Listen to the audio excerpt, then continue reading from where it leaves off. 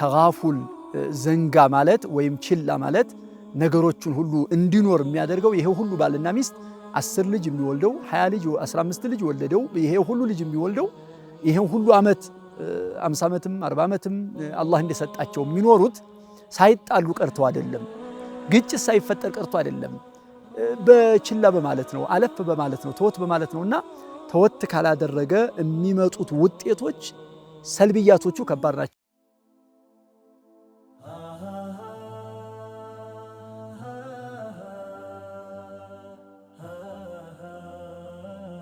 بسم الله الرحمن الرحيم الحمد لله رب العالمين والصلاة والسلام على أشرف الأنبياء والمرسلين وعلى آله وصحبه أجمعين أما بعد السلام عليكم ورحمة الله وبركاته የተከበራችሁና የተወደዳችሁ የፕሮግራማችን ተከታታዮች ዛሬም እንደተለመደው በኡስራ ጉዳይ ላይ ያሉ ነጥቦችን በማንሳት ከታላቅ ሸኻችን ጋር ከሼህ መሐመድ ጁር ጋር ተገናኝተናል። የምንመለከተው ዛሬ የምናየው አثر وعدم التغافل ባልና ሚስት አብረው ሲኖሩ ግጭት ይኖራል። አብረው ሲኖሩ አለመስማማት፣ አብረው ሲኖሩ የተወሰኑ ነገሮች እንደው ጉልቻና ጉልቻ እንኳን ይጋጫል አይደል? የዛን ጊዜ ችላ ብሎ ዘንጋ አድርጎ አለመሄድ ምን አይነት አደጋ፣ ምን አይነት ተጽዕኖ፣ ምን አይነት ውጤት ያመጣል የሚለውን ኢንሻአላህ ከሸኻችን ጋር እስቲ በተሞክሮም በተጅሪባም እንዲሁም ከቁርአን ከሐዲስ ያገኘሁትን ኢንሻአላህ ለተመልካቾቻችን አካፍሉን። مرحبا جزاك الله خيرا يا شيخ يعقوب. بسم الله الرحمن الرحيم الحمد لله رب العالمين والصلاة والسلام على أشرف الأنبياء والمرسلين نبينا محمد وعلى آله وصحبه أجمعين. أما بعد الله سبحانه وتعالى زي تدارس إنه مسرت مالتنا يميزن تسمامتن زنقابلن አይተን እንዳላየን እንድንኖር እንጂ የሚያጣላ ነገር ይኖራል፣ የሚያስከፋ ነገር ይኖራል። ያንን ነገር ደግሞ ችላ ብለን ካላየነው ብዙ ነገሮች ይበላሻሉ። ለምሳሌ ሰውየው ራሱ በቃ ደስተኛ እንዳይሆን ይሆናል። ከሌላም ሰው ጋር ይጋጫል ማለት ነው። ከሚስቱ ሲጋጭ ቤት ውስጥ ሲመሰቃቀል ማለት ነው። ወጥቶም ሰላምን ነው የሚያጣውና እንደው ከዛፉም ከቅጠሉም ከሁሉም ነው የሚጣላው። ሀያቱ ሁሉ መስቀልቅል ነው የሚሆነውና ህይወቱ ይበላሻል። መኪናም ከያዘ ይጋጫል እና ሶብር ማድረግ ያው ግድ ይላል ማለት ነው። እንደገና ልጆችም ካሉት የልጆቹ ህይወት ሁላ ነው የሚበላሸው። እንደገና በቃ ደስተኛ እንዳይሆን ዘላለም የተከፋ ሆኖ እንዲኖር ያደርገዋል። ሐታ ዒባዳ እንኳን ለስራ ቢል እቤት ያለው ጋራ ካልተስማማ ወደ መስጂድም ሲሄድ ሶላትም ላይ ሆኖ ልቡ እዛ ነው ያለውና የሚሰግደውንም አያውቀውም፣ የሚናገረውንም አያውቀውም፣ የሚሰራውንም አያውቀውም። የተበላሸ ነው የሚሆነው። እንደዚህ እንዳይሆን ምን መደረግ አለበት? እሷም ማገዝ አለባት፣ ሴቷም ማለት ነው ባሏን መርዳት አለባት። እንዳይከፋ እንዳይቆጣ መጠበቅ ይጠበቅባታል። አሁን የሷሃባ ሚስቶች ባሎቻቸውን ይንከባከባሉ፣ ይጠብቃሉ።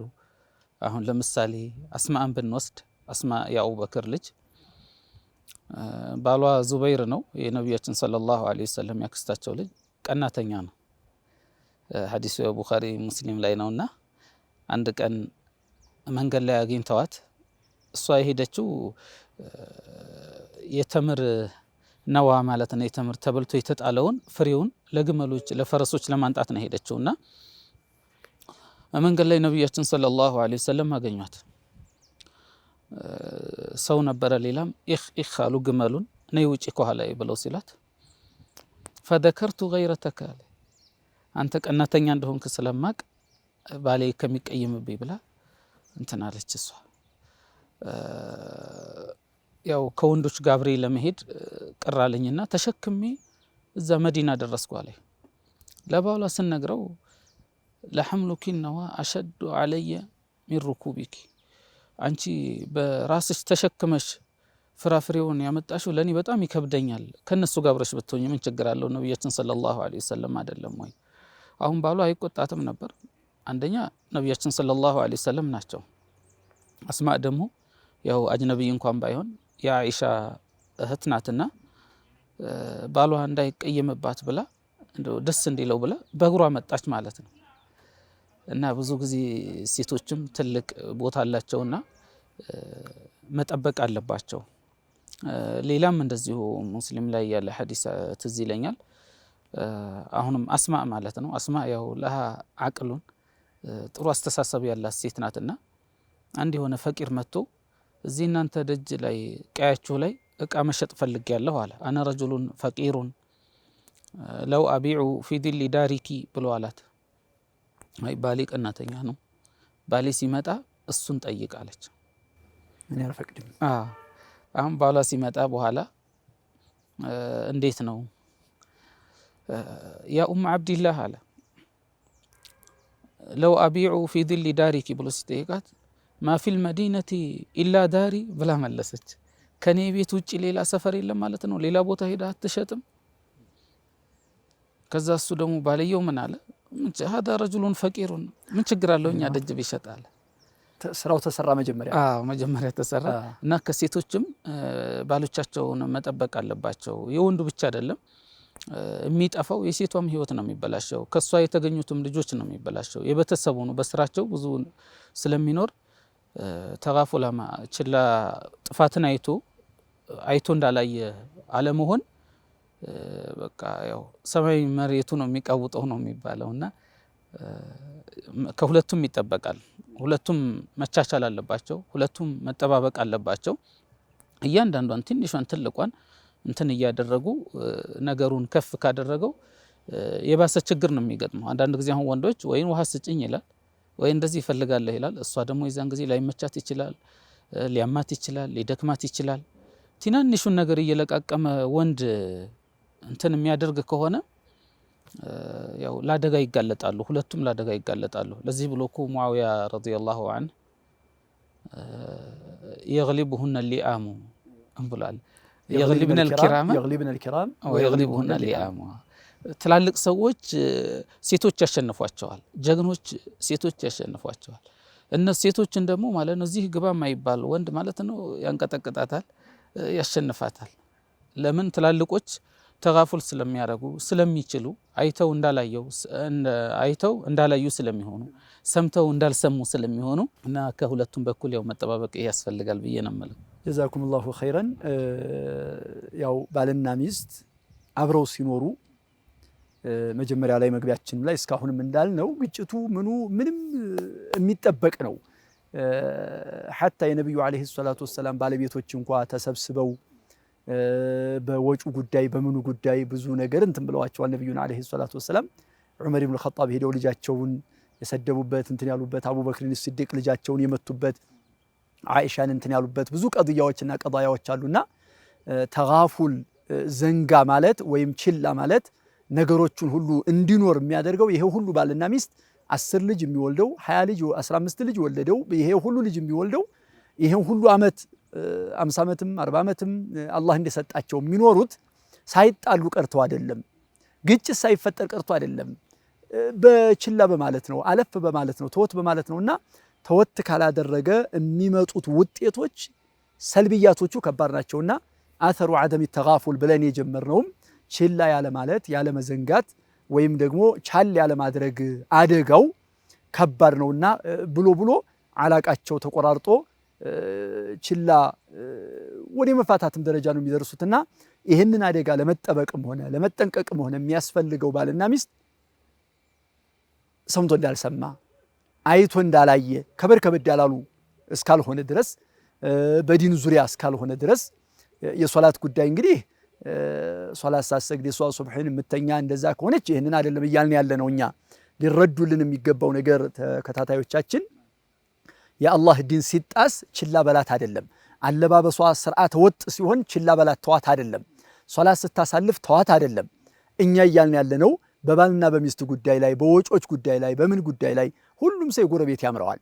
ሐታ ከሱ በታች ያለው እንኳን ቢሆን ነውና ይሄንን ችላ ብሎ ዘንጋ አድርጎ ተወት አድርጎ አለማለፍ የሚያመጣው ተጽዕኖ ከባድ ነውና ይሄንን እንጠንቀቅ የሚል መልእክት ነው ከሸኻችንም የወሰርነው የያዝነውና አይዋ እንትንም አለ። አሁን ምሳሌ ይሄ በየቤቱ ነው ያለ። አሁን አንዳንድ ሰው የሆነ ነገር ሲፈጠር እሱ ጋር ብቻ የመጣ ይመስለዋል። ይሄ እንደነሳችሁት ነብያችንም ሰለላሁ ዐለይሂ ወሰለም ቤት አለ። ሴቶች ይሄን አንጡ ማለታቸው አንዳንድ ግጭ ይፈጠራል፣ ግን በተጋፉል ነው የሚያልፉት። አቡበክርም ልጃቸውን እንደዛው፣ ዑመርም ገንዘብ ከፈለገች እኔ እንደውም ወጪውን እሸፍናለሁ ማለት ነው። ይሄን ስንል አሁን የሴትን ቤተሰቦች እንደዚሁ ማለት ነው ማገዝ ይጠበቅባቸዋል። የወንዱን ቤተሰብ ደግሞ ማገዝ ይጠበቅባቸዋል። ብዙ ሰዎች እኮ አሁን 50 ዓመትም ሆነ 40 ዓመትም ሆነ ትዳራቸው ዘላቂ የሚሆነው ቤት ውስጥ የሆነ ነገር ሳይፈጠር ቀርቶ አይደለም፣ ግን ችግራቸውን እየደበቁ ነው። ለሌላ ሰው አሳልፈው አይሰጡም። ዛሬ ግን ሰው የሆነ ነገር ሲኖር ዛሬ ባለቤቴ እንደዚህ ያደረገችኝ፣ እሷም ደግሞ ትሄድና ዛሬ እኔ ባለቤት እንደዚህ ያደረገኝ ብላ ታናፍሳለች። እሱ ደግሞ ቤንዚን ይጨምሩበታል። የሰማው ደግሞ ጨምር አድርጎ እንትን ይለዋልና ስለዚህ ያው በሁሉም ቦታ ያለ ስለሆነ ዑመር ራሱ ምንድነው የገጠማቸው? ዑመር ጋር እኮ አንድ ሰው ሄዶ አንድ አዕራቢ ይመስለኛል ሚስቱን በቃ ስለተቆጣቸው ስለገላመጠችው ሄዶ ዑመር ጋር ለመናገር ሲሄድ ዑመር ላይ ስትጮህ ሰምቶ አሚረል ሙእሚኒን እንደዚህ ይገላመጣሉ ማለት ነው ብሎ ከዛ ተመለሰ። ሲመለስ አስጠሩት። ለምን ነበር የመጣኸው? አይ ባለቤቴ እንደዚህ አድርጋኝ እናንተ ጋር እንትን ለማለት ነበር የመጣሁት። የእናንተን ስሰማ እኔ ቀዘቀዝኩኝ አለ። ክስተቱ መለሰው። እኔ እኮ ልብሴን ታጥብልኛለች፣ ምግብ ትሰራልኛለች፣ ብዙ ነገር አላትና ማለት ነው። ስለዚህ ወንዶችም ቢሆን ከሴቶችም አንድ ነገር ብቻ አይደለም፣ አንድ ነገር ጎደለ ብለው ችላ ማለት የለባቸውም። ከነሱ ብዙ ጥቅም ስላለ ብዙ የሚያደርጉት ኢህሳን ስላለ ያንንም መቁጠር አለበት ወንዶች ማለት ነው። ጀዛኩሙላሁ ኸይረን። ያው ከዚህ በላይ የሚያስወራ ነው ርዕሱ፣ ግን ከሰዓት አንፃር ሰዓት ስላለቀ እዚሁ ላይ እናቆማለን። በሌላ ርዕሶች ምናምን እነዚሁን ኢንሻአላህ የሚዳሰሱና የሚታዩ ይሆናሉ። ውድ ተመልካቾቻችን እንግዲህ ትዳርን ለመጠበቅ አንድ ሰው ብቻ አይደለም፣ ብዙ አጥራፍን ብዙ ጫፍን ነው የሚመለከተው። የልጅቱ ቤተሰቦች፣ የልጁ ወይም የባል ቤተሰቦች፣ እንዲሁም ባልና ሚስት፣ እንዲሁም ጓደኞች እነዚህ የትዳሩ አጋር ናቸውና ኸይር ነገር እንትን በማለት በማስተካከል ላይ እንድታግዙ የሚል ምክር ነው የሰጠነው። ጀዛኩሙላሁ ኸይረን። ውድ ተመልካቾቻችን የዛሬው ደርሳችን በዚህ ተጠናቋል። አሰላሙ አለይኩም ወራህመቱላሂ ወበረካቱ።